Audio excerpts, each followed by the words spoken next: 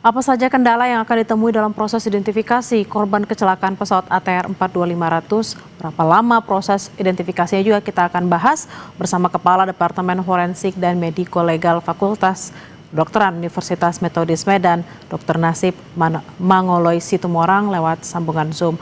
Selamat siang dokter, dengan Bella di studio. Selamat siang, Bella. Dokter, biasanya apa saja data-data yang dibutuhkan untuk proses identifikasi korban? Nah, untuk proses identifikasi itu ada beberapa data yang dibutuhkan, yaitu data antemortem. Data antemortem itu artinya adalah data yang dimiliki oleh setiap orang semasa dia hidup yang terakhir. Contoh data itu apa? Data yang terakhir pakaiannya, pakaian terakhir dia berangkat pakai apa? Sepatunya yang terakhir sepatu apa? Pakai kalung atau pakai cincin atau pakai kacamata atau pakai, pokoknya ada perhiasan. Lalu KTP-nya itu data-data antemortem. Maka yang diperlukan data antemortem ini adalah kepada orang yang terakhir melihatnya berangkat itu. Itu sebenarnya yang sangat dibutuhkan. Sebelum dia naik ke dalam pesawat atau bus atau jalan itu, sebelum kejadian, dia memakai baju apa yang terakhir. Data-data inilah yang dibutuhkan, dan kalau ada foto, lalu kalau ada foto bagaimana foto giginya ada, itu data-data selama dia hidup itu kita butuhkan.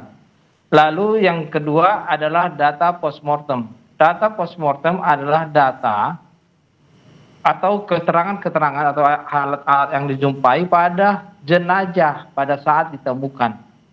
Pakaiannya warna apa, dia pakai kacamata atau tidak, pakai kalung, pakai cincin atau tidak, pakai tali pinggangnya warna apa, pakai sepatunya bagaimana, warna apa, merek apa. Nah, itu juga akan didata nanti pada saat data postmortem.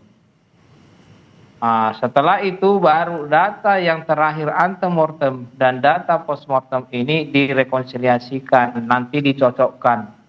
Nah, kalau sudah cocok, nah menurut tim DVI itu sudah cocok, maka direkonsiliasi, didiskusikan dengan keluarga.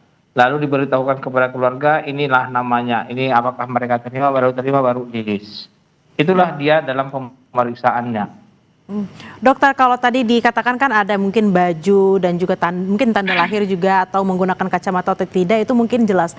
Biasanya kendala yang ditemukan oleh tim DVI dalam proses identifikasi ini apa, Dok? Nah, kendala yang ditemukan dalam proses identifikasi itu adalah yang pertama, kalau data antemortemnya tidak ada. Itu. Lalu yang kedua adalah kalau jenazah itu tidak utuh, atau ada beberapa body part atau bagian-bagian tubuh seperti organ-organ yang berserakan di situ. Nah, itu yang kendalanya, kita tidak bisa mengidentifikasinya. Nah, kalau data-data di antemortem bisa mendukung. Nah, kalau memang ada body part atau bagian tubuh seperti organ, itu kan harus dikembalikan ke tubuh jenazah itu kembali.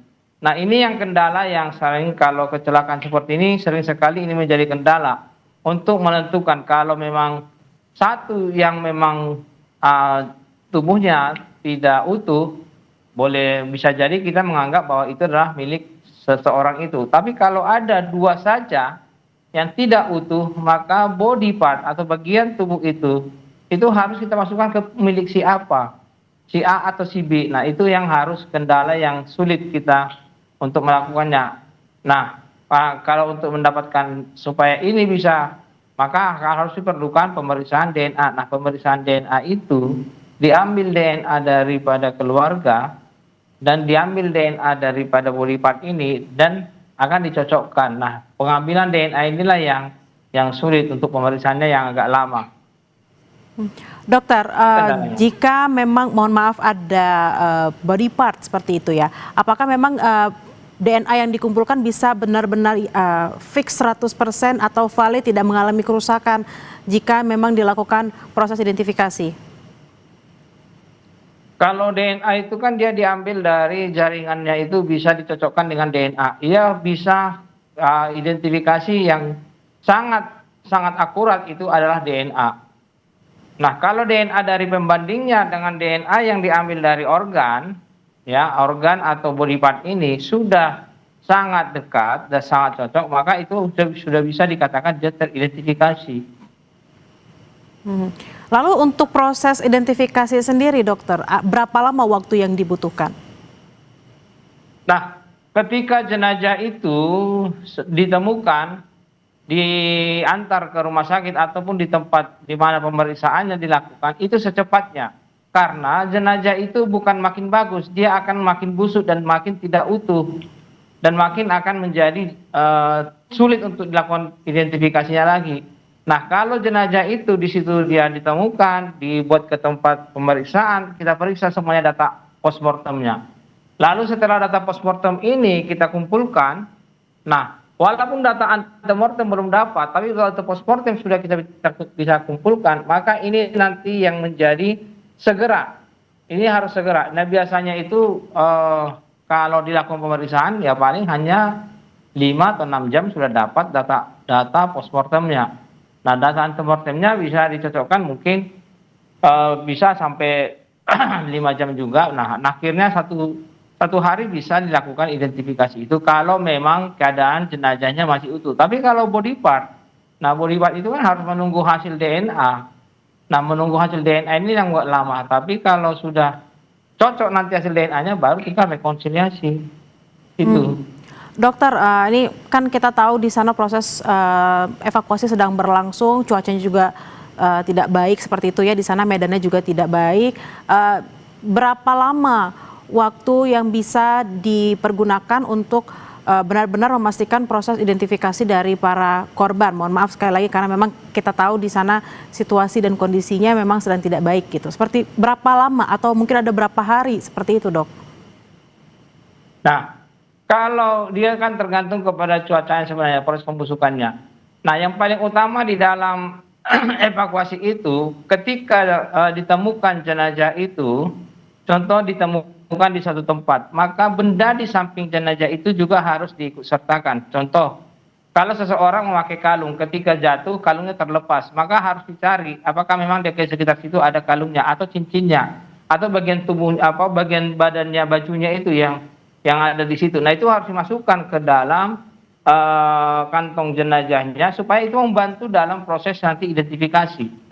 Nah, berapa lama dia bisa nanti dievakuasi? Nah, selagi masih ada utuh jenazah itu, nah kalau sudah dimasukkan ke dalam kantong jenazah diusahakan jangan sampai dia ada ada binatang-binatang yang bisa menghabiskan protein, yang bisa menghabiskan daging-daging dari jenazah itu sendiri. Nah, kalau jenazah itu pembusukannya kan sudah terjadi, sudah mulai busuk, dia adalah di atas 24 jam. 24 jam sudah mulai pembusukan berlanjut. Sampai nanti dia pembusukan itu berlanjut sampai umur nanti 7 hari, 8 hari atau 14 hari. Nah, kalaupun nanti tinggal tulang pun masih bisa kita lakukan identifikasi, bisa. Cuma kalau memang lagi utuh ditemukan, maka itulah yang membantu proses identifikasi lebih cepat. Nah, kalau nanti tinggal tulang belulang ya mungkin lebih lama lagi. Nah, itulah prosesnya.